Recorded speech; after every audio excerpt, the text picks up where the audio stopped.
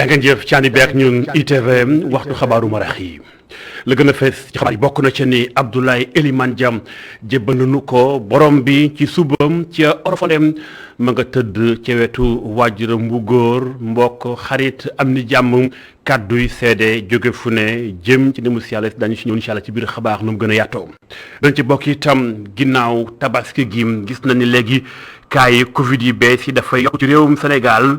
lu ni mel la ñu seetlu ci bi nu del si waatee indiwaat li nga xamoo di point du jour maanaam xëy becci tolluwaayu mbas mi ci biir réew mi docteur El Hadji Mamadou Ndiaye xëy ko def wanewaat kaay ak fa mu toll daañu ci ànd ak gëstub Mamadou Dieng ci biir xabaar itam doon ca bokk xabaar yooyu le li nga xam moo soxal CORED kuréel gi nu dénk saytoog càmbar dëggal ak jubal ci li nga xam mooy tasum xibaar ci biir Sénégal ci kàddum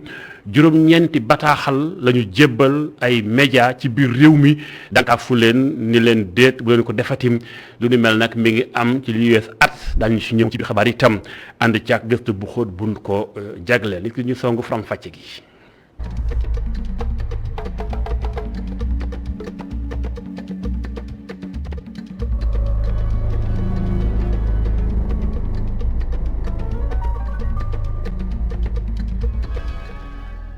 gërëm leen càndi bi ak ñun ci ITV tàmbali jukki xabaaru marax yi ci lu soxal génn ko àdduna ki di Abdoulaye Elimane Dia opérateur économique la woon doonoon bailleur de fonds doonoon tamit chef d'entreprise boo xam te ne bi la mu doon yëngu ngir suqali xëyum ndaw ñi bari woon lool ci réew mi goxamit la mu fa def ba léegi ma nga fay tegeendim ginnaaw génne àdduna jëbal nañu ko borom bi tey ci subam ca Oréfondé lu ni mel mi ngi xew ginnaaw foofee sax la tëdd ca wetu waajuram bu góor mbokk xarit andi jàmm jege ñaaleem acteur ci wàllum politique ñi bokkaloon parti ak ñenn ñi bokkal géew bi kenn ku ne ñëw wone yéene ak xol bu tooy ca la xew ginnaaw ba mu génnee àdduna sunu ay ndaw ña nga foon Amagor Robert Niang ak équipe am ya mu àndal dañu ñëw léegi incha allah jombul ci xabaaru 19h45 na mu gën a yaatu ci kàllaama français yëkkati kàddum njaal turu groupe E-Media di jaale mboole mbokk yi am ni jàmm xarit di ñaan borom bi xaree ko aljana. xabaar yi wuy ci beneen mbir ñu wax ci ba tey kaneen ko génnoon àdduna ñu ngi koy wax ki nga xam moo di Samba Amadou Sarr ca coowal xëccoo ca fee nga xam mooy Pikine ci wàllum football ca la mujjee génn àddunaam ay jege ñaale mi nag mbir mi dafa war a leer ndax anam gi mu faatoo kenn mënu koo bàyyi noonu ndax dafa am lu xew jege ñaaleem ñenn ci ñoom kàddu jipp ndax ki nga xam si moo di Madiama Ndiaye yëkkati na kàddoom dénk na ko Mamadou Lamine Fati ngi teewlu ko. li ñu waxoon d'emblée depuis le samedi muy que le consensus du football sénégalais rey na nit ci phrase boobu la ñuy taxaw et à travers cette phrase là ñu continuer suñu accusation di ko gën a fortifier aux responsables de ce consensus là ñu si jiitu muy maître Augustin Senghor muy Ablaye Sow l'homme du consensus muy les responsables du football départemental à savoir le président de l'ODCAV Amadou Sy qui ne l'est plus parce que waratu nekk parce que il n'est plus département de Pikine nekkatu ko ak le président fictif du district muy Babacar Gueye. suba assemblée générale fédération day démarrer à ligue amateur te ñun cosaan affiliation ligue amateur la ñu am donc ñu war a fal le président de la ligue amateur mu war a dem porter la voix du football amateur ci assemblée générale bu samedi bi ñu leen activité boobu noonu mënuñu ko def comme si de rien n'était comme si une grande personnalité du football génnul àdduna donc tey loolu c'est une insulte en sus de cette mort atroce bi nga xamante ne moom lañ jox la population de Pikine suñu tegee ces actes là depuis boobu amul benn communiqué amul benn masawu coono y a rien qui a été fait à l'endroit de la famille de Samba Sarr à l'endroit des Cosaanois à l'endroit du football pikinois tey ñu taxaw di continuer comme si dara nous disons que c'est une insulte te insulte la donc dinañ leen wax ne il nous retrouve dinañ fekk ci terrain bi pour que ñun loolu ñu laver cet affront là moo tax ñu ne assemblée générale boobu noonu nañ jàpp ni ba du am maintenant yan pexe ak nan la ñuy defee ba dem c'est ça les actions mooy assemblée générale boobu noonu ñuy def suba yóbbu ko ba Diamniadio. mu doon ki nga xamante ni kon Madiama Dieye kàddoom Mamadou Lamine Fati moo ko taataan ba tey ay sa cosaan wala seen xaru xool ci faatuk kii di Samba Amadou Sarr mu muy génn àdduna bari ki démb ca coowal xëccoo fédération de foot dañ toppaan incha allah mbir moomee ca na mu gën a yaatoo xabaar yi bu ci beneen mbir tolluwaayu mbas mi ci biir Sénégal xam ngeen ni ay weer mi ngi niim ñi nga xam mooy ministère bi dénk pajoog fegu dañoo dakkaloon taxaw wax ci média yi ngir def bataaxal bi ñu tolluwaayu mbas mi ci biir réew mi waaye nag gis nañ ni njëriñ am na ca tax dañu ko indiwaat ak mbas mi toll ak li muy def ci ay jiyee ci Sénégal gii tey ji ba nu xëyee docteur El Hadji Mouhamadou Ndiaye def na bataaxal bi ba ci tolluwaayu mbas mi yéen ci ay kaddu jot na fa jib ñu teewlu kaddu docteur El Hadji Mouhamadou Ndiaye. ci ñeenti junni ak ñeenti téeméer ak juróom-benn fukk ak benn test yi ñu def juróom-ñeenti téeméer ak fukk ak juróom-ñaar ñoo ci positif yooyu am nañ ci téeméer ak ñaar fukk ak ñett ñu tuddee cas contact mooy ñuy jot ci mbas mi fekk dañoo jaxasoo woon ak ñu yore doomu jàngoro ji amuñ ci benn cas bu jóge bitim réew mooy maanaam importé waaye am nañ ci juróom-ñaar téeméer ak juróom-ñeent fukk ak ñeent ñu tuddee cas communautaire mooy ñi jot ci mbas mi fekk xamuñu fi ñu ko jëlee wala ki leen ko wàll ñooñu seen lim nii la tëddee ci région de Dakar am nañ ci juróomi téeméer ak juróom fukk ak ñeenti cas yeneen région yi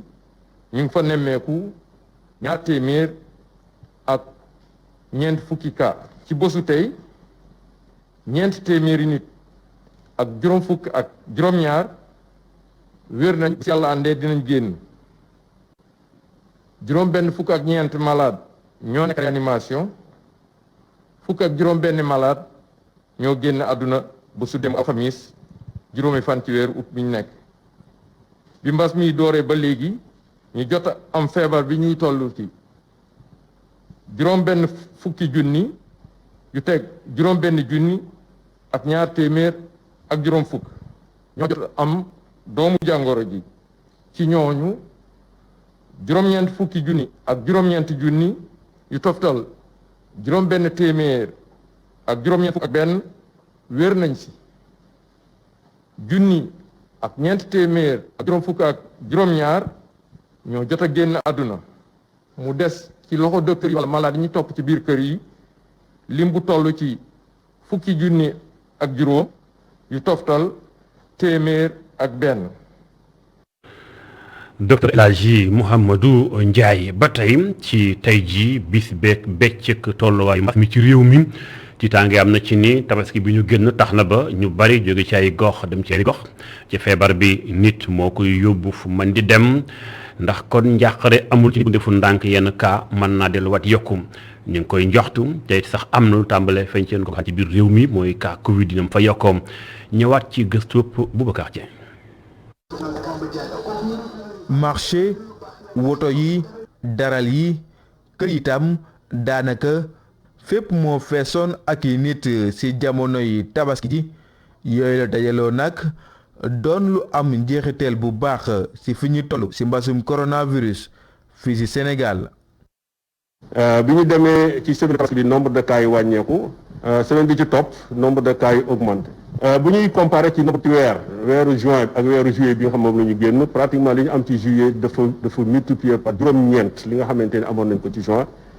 daanaka sax loolu le moo tax li nga xam ni cas grave yi ak ñiy génneen àdduna ci mbas mi daal di gën a yokku. semaine bi ñu nekk nii te jeexagul ñu ngi am juróom-benn fukk ak juróom-ñaari cas grave en moyenne ci structure de santé yi. te semaine bee ñu génn ñu ngi amoon juróom fukk ak juróom-ñaar 57 donc day wane rek ni ba léegi ñu ngi ci augmentation cas grave yi bu ñuy xool ñi nga xamante ni ñoom la yàlla jël seen bakkan semaine bi ñu génn maa ngi koy wax ni téeméer bu manqué benn la ñu amoon ci nombre de cas te semaine bi ko jiitu ñu ngi amoon juróom fukk ak juróom-ñeent. nemmeeku woon nañu ay jafe-jafe ci wàllum lal jëm ci ñi nga xam ne ñoo nekk ci Sowétas docteur Alioune Badara lii di xamle ni fi mu toll. lu tollook juróom-ñeent fukk ba téeméeri lal ñu ngi koy installé ay bés bu nekk ngir mën a saafaraal boobu le problème. Boubacar Dieng jaajëf mbaadu kon Covid ni mu yokkoo moo tax ñu gis ni ñu génn àdduna dafa yokk Covid la am déet demal ci état civil yi mooy kàggu yu ndëxëñ doomi réew mi di askan wi ni ñuy nemmeekoo ñuy juddu di gane àdduna ñu ko cay dëxëñ noonu tam la ñuy nemmeekoo ñu wujji borom yi ko ci dëxëñ yokkut lañ ca seetlu boo demee ca état civil bu principal ak bu Dakar foofu yëpp gis na ni yokkute lañ fa nemmeeku lu ko waral jaaxle am na ca gëstub Mame Seynabou Babou.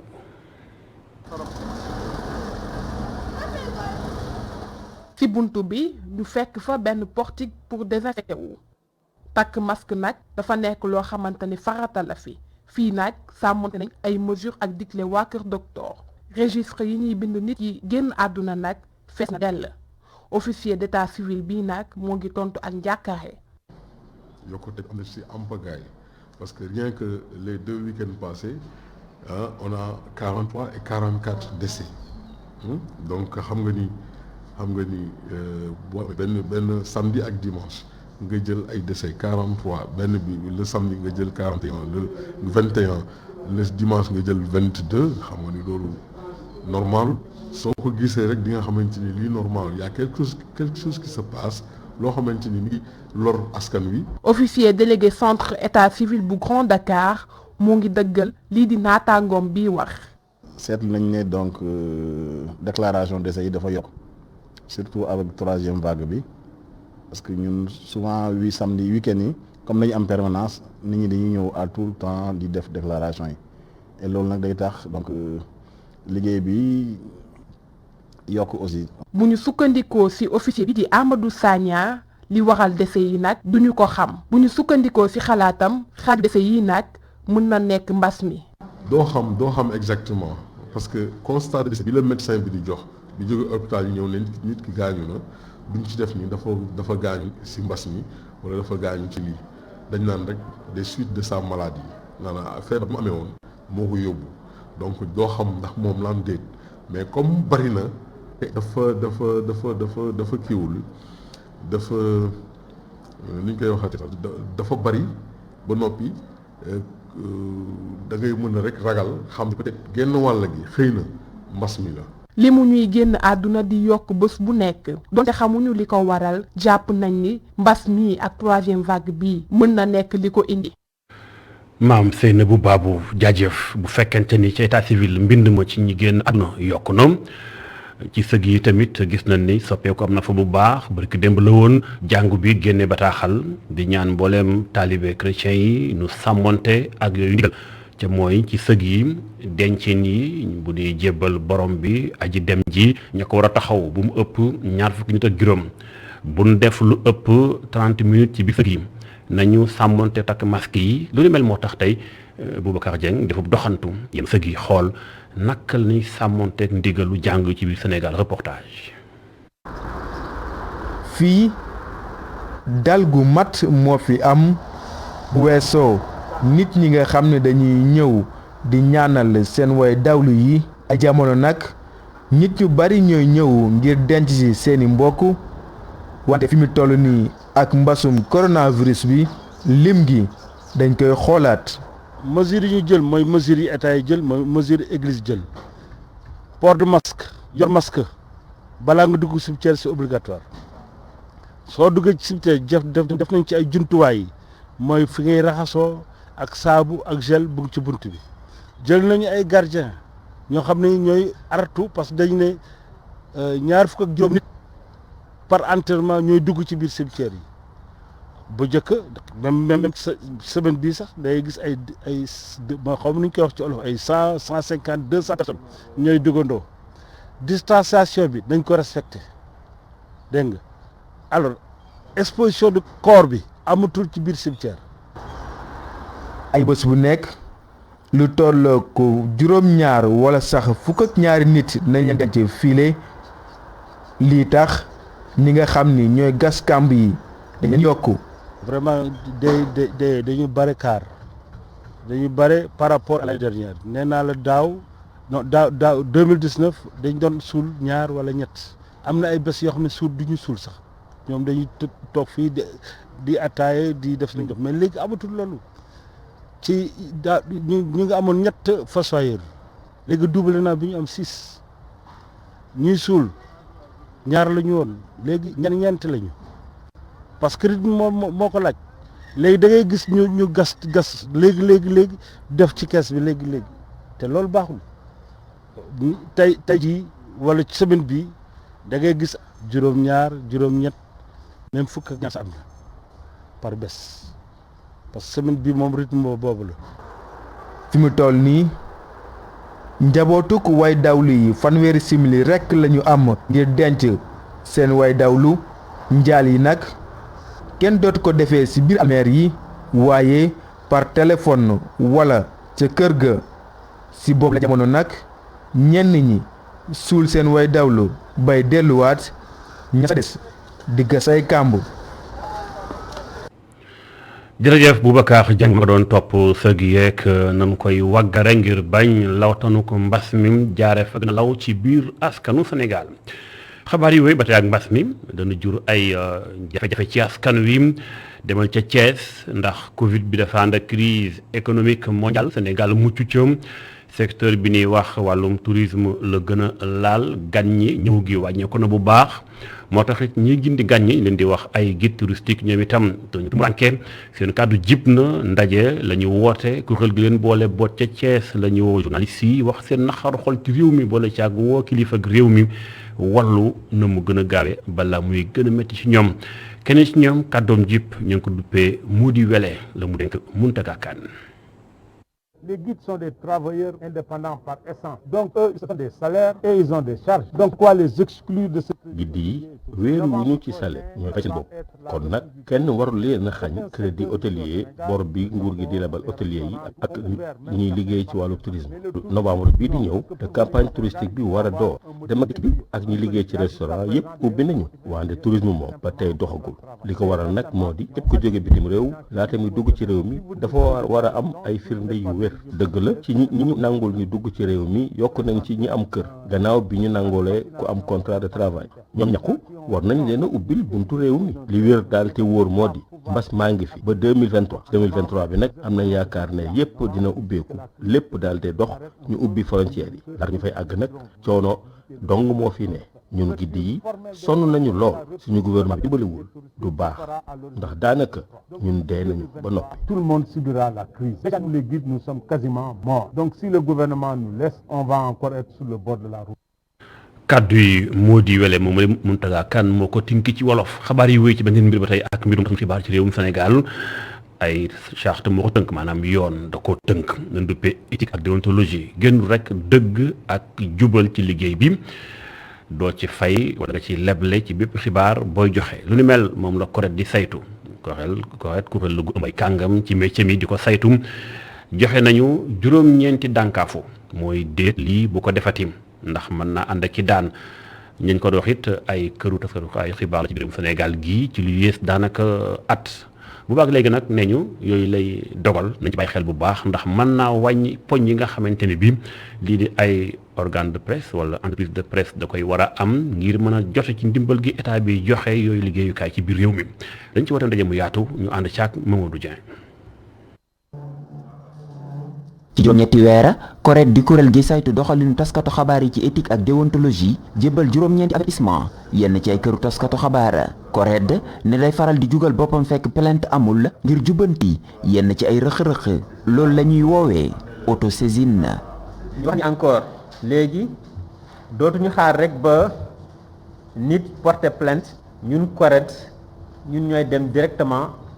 saisir le tribunal des pairs loolu mooy maanaam autosaisine. Bon, depuis nag juróom-ñetti weer léegi tribunal des pairs jot na daje mu génne ay avis. tribunal bi di libéré ci juróom-ñeenti mbir ay taskatu xabaar ak i këru taskatu xabaar ñu avertissé leen tànkaf yooyu CORED ne ci charte métier bi la sukkandiku ngir mën ko amal la. avis yu ñu fi génne yépp fu ñu ko sukkandiku mooy. Code de la presse ak charte des journalistes du Sénégal charte des journalistes su ngeen ko déggee mooy comme nu Sénégal amee sa constitution journalistes itam dañu am seen constitution mooy la charte des journalistes du Sénégal foofu la ñu basé wu pour mun def suñu liggéey en respectant l'éthique et la déontologie te ñoo ngi ñaax vraiment journalistes yépp ñu gën a jàng charte boobu noonu peut-être que bu ñu ko jàngee comprendre ko am li nekk ci biir dinañu leen mën dimbali ci seen liggéey bés bu nekk. këru taskatu xabaar yi war a gën a xoolaat seen taxawaay ci éthique ak déontologie ndax avertissement CORED yi am nañu xar kanam wu yees. sanction yi tribunal di perte di joxe léegi dañ koy jël en compte ci mbirum fonds d'appui et de développement à la presse maanaam xam ngeen ni nguur gi dafa créer benn fonds pour dimbali presse bi léegi nag soo bëggee am ci koppar yooyu dañu bu dee yow tribunal bi dafa daaneloon da ngay ñàkk ay points bon avertissement 10 points la fukki points bu dee blâme bu dee ñaari avertissement da ngay ñàkk ñaar fukki points loolu nag bu ñu demee ba ci biir mun nga dem ba yow dootoo mun a am accès dootoo mun bénéficier wu ci fonds bu nguuru Sénégal jégleel développement de la presse. ñetti mbir nekk jamono ji ci loxoy CORED ñu koy saytu mu bokk ci benn plainte ak ñaari saisine tribunal bi ne kàddoom dana jib léegi ci carte nationale de presse yeeg ñi ñu koy jox jaarale ko ci CUTUS. Mouhamadou Dieng jaajëf. bu fekkente ni CORED ak i bataaxalam ñi itam dañoo xëy gën a bataaxal mooy bàngaas bi nu dénk lépp luy saytu mbirum miin ci réew mi mooy gànjar gi ni mbelli ci suufu Sénégal si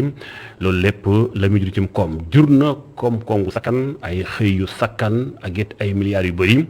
teewul ñu jàpp ne bu ñu ko gënee wagarab toppatoo ko mën naa gën a indi Sénégal njëriñ ndax bu ñu jëlee Sénégal li mu am ci koom loolu nga xam mooy gànjar gi la mu cay dugal daanaka mat na ñetti poñ bu tombal asalëf kon yokk ko mënta ñaax ngir njëriñu réew mi ñu ànd ci ak faram fàcceek maam Seyne bu baabu.